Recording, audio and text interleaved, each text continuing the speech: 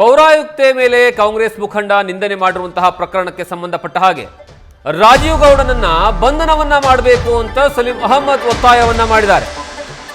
ಯಾರು ಎಷ್ಟೇ ದೊಡ್ಡವರಾಗಿದ್ರೂ ನಿರ್ದಾಕ್ಷಿಣ್ಯವಾಗಿ ಕ್ರಮವನ್ನ ಕೈಗೊಳ್ಳಬೇಕು.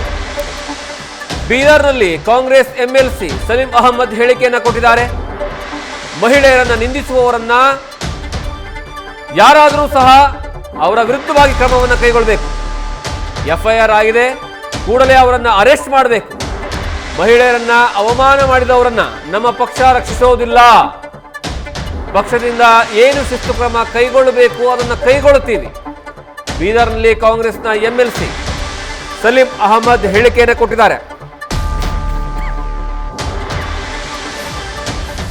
ನಿರ್ದಾಕ್ಷಿಣ್ಯ ಕ್ರಮ ತಗೊಳ್ತೀವಿ ಹೇಳ್ತೀನಿ. ಅವ್ರ ಮೇಲೆ ಯಾರ್ದು ಹೇಳ್ತೀನಿ, 2 ಸಲ ಹೇಳ್ತೀನಿ. ನಿರ್ದಾಕ್ಷಿಣ್ಯವಾಗಿ ಕ್ರಮ.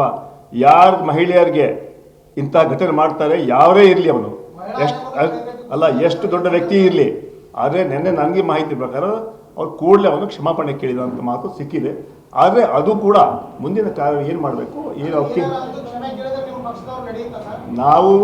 ನಾನು ಕ್ಷಮೆ ಕಾಂಗ್ರೆಸ್ ಅಂತಲ್ಲ, ಯಾರೇ ಇರಲಿ ಅವನು ಕ್ಷಮೆ ಕೇಳಿದಾನೆ.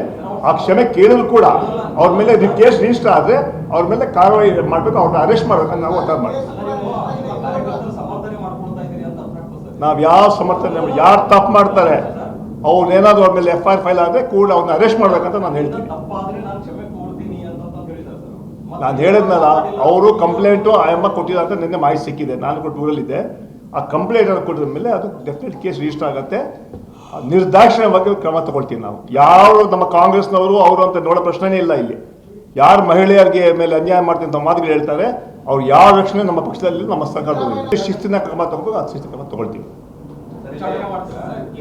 ಶಿಸ್ತಿನ ಕ್ರಮ ಏನು ತಗೋಬೇಕು ಆ ಶಿಸ್ತಿನ ಕ್ರಮ ತಗೊಳ್ತೀವಿ. ಯಾರು ತಪ್ಪಡು ನಿರ್ದಾಕ್ಷಿಣ್ಯ ಕ್ರಮ ತಗೊಳ್ತೀವಿ. ಯಾರೇ ಪಾರ್ಟಿ ಇಲ್ಲಿ, ಕಾಂಗ್ರೆಸ್ ಇಲ್ಲಿ, BJP ಇಲ್ಲಿ, ದಳ ಇಲ್ಲಿ, ಅವ್ರು ಮಾಡಿದ ತಪ್ಪೇ. ಅದನ್ನು ಯಾವ ಸಮರ್ಥನೆ ಮಾಡಲ್ಲ ನಾವು. ಆ ರಕ್ಷಣೆ ಕೂಡ ಕೊಡೋದಿಲ್ಲ. ಜಮೀರ್ ಅಹಮದ್ ಮಗ ಅಲ್ಲಿ ಯಾರೇ. ನ್ಯೂಸ್ ಫಸ್ಟ್ ನಿರ್ಭೀತಿಯಿಂದ ನಿಮ್ಮ ಪರವಾಗಿ.